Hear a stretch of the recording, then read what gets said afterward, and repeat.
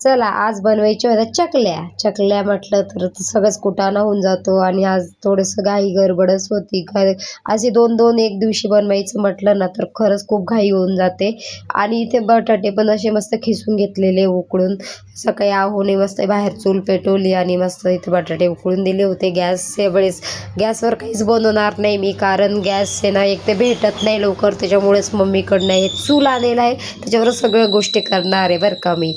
आणि त्या हो ना सकाळी थोडीफार का ना हो त्यांच्या ड्युटीच्या टाईमपर्यंत थोडीफार मदत करताना ते लगेच शाबू असं मस्त साबुदाण्याचं मिक्स शिजवायला घेतला आणि चकल्यासाठी.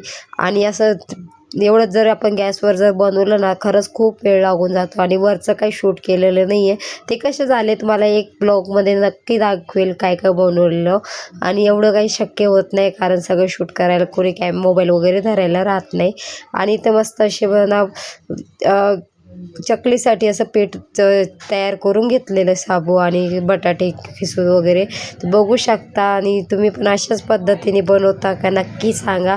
आवडत नाही पण मग आपण जर नाही बनवलं तर आपल्याला खायला भेटणार नाही. आरुच्या पप्पाला काय वाटतं का मी दर रात्री म्हणजे दर दिवस रात्री आम्हाला कासाबस कुल्फी आईस्क्रीम कोण काही ना काही घेऊन येतात. आरुषने मी मस्त आंघोळ वगैरे करून घेतली दुपारी मी, आणि मस्त इथं कुल्फी खात बसलो. चला भेटू उद्याच्या ब्लॉगमध्ये, तोपर्यंत बाय बाय.